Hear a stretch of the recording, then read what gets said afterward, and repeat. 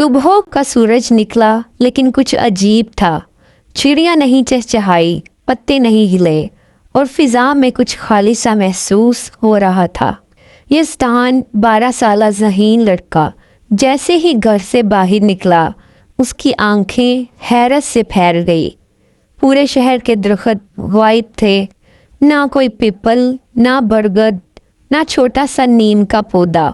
अम्मी, सारे दरख्त कहाँ चले गए? मुझे नहीं मालूम बेटा, शायद किसी ने काट दिए हों, लेकिन ये मुमकिन नहीं था। एक ही रात में पूरा शहर, फिर हवा में कुछ बदला, सांस लेना मुश्किल हो गया, परिंदे गुम हो चुके थे, पानी का जायका बदल चुका था। सूरज की रोशनी अजीब लग रही थी, जैसे धुंध में लिपटी हुई हो। यज़दान को लगा जैसे फिजा कोई खुफिया बात कहना चाहती है। उसी रात यज़दान को एक ख्वाब आया। एक बूढ़ा दरख्त जिसका तने पर जख्मों की लकीर थी, उसे पुकार रहा था, अगर चाहते हो कि तुम्हारी सांसें बाकी रहे तो हमारी आवाज़ सुनो, जड़ों के नीचे आओ। अगली सुबह यज़दान चुपके से अपने महल के आखिरी बचे हुए दरख्त एक खुश्क बरगद के पास गया। उसकी जड़ों में एक दरार सी नजर आई। वो घुटनों के बल झुका और फिर एक रोशनी उसे अपनी तरफ खींचने लगी। अगले लम्हे वो नीचे गिर चुका था, गिरकर नहीं, डूबकर। आंख खुली तो यज़दान एक बड़ी गोल अदालत के बीच खड़ा था, लेकिन ये अदालत जमीन के अंदर मिट्टी और जड़ों से बनी हुई थी। दरख्तों के तने कोसों की शक्ल में बैठे थे, जैसे जज।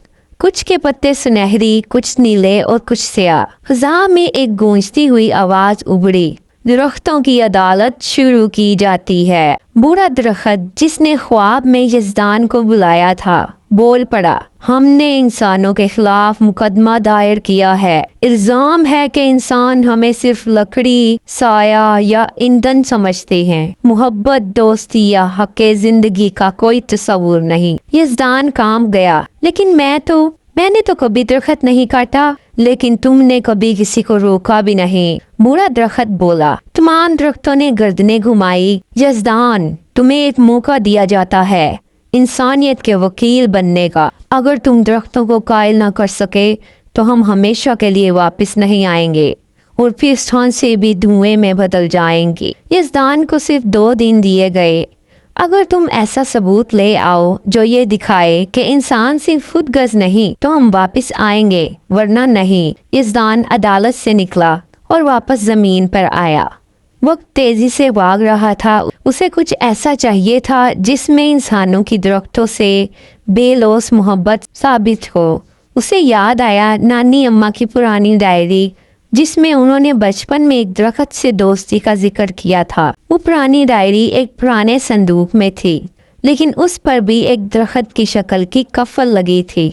यज़दान ने कफल को छुआ और अचानक उसके हाथ में रोशनी सी दौड़ी। कफल खुला और अंदर से एक पुराना लेकिन जीता जागता बीज निकला। बीज चमक रहा था। यज़दान ने जैसे ही उसे हाथ में लिया, उसे एक दरख्त की आवाज सुनाई दी। ये बीज उस बच्चे के दिल की अलामत है जो दरख्तों से दोस्ती करता है। अगर तुम उसे अदालत में ले जा सको तो हम सुनेंगे। यज़दान वापस अदालत पहुंचा। दरख्त खामोश थे। ये सिर्फ एक बीज है, एक स्याह दरख्त गुड़ाया। नहीं, यज़दान बोला, ये बीज एक वादा है कि हम बदल सकते हैं, हम तुम्हें सुना सकते हैं, हम तुम्हें बचा सकते हैं, लेकिन तुम भी हमें मौका दो। चंद लम्हों की खामोशी के बाद सबज दरख्तों में सरगोशियां होने लगी। फिर एक रोशनी फिजा में फैल गई। दरख्तों ने सर झुका दिए। यज़दान, हम तुम पर यकीन करते हैं, हम वापस आएंगे, लेकिन अगर इंसान फिर भूल गए तो फिर शायद कभी ना लौटें। अगली सुबह जैसे ही यज़दान की आंख खुली, पूरा शहर सबस हो चुका था।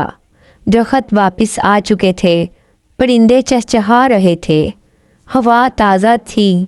मगर अब यज़दान बदल चुका था। वो हर दरख्त को दोस्त समझता था और कभी कभार जब रात को चांदनी नीचे उतरती, दरख्तों के पत्ते हिलते जैसे कह रहे हों, शुक्रिया हमारे लिए बोलने वाले बच्चे। कुदरत बोलती है, शर्त ये है कि कोई सुनने वाला हो।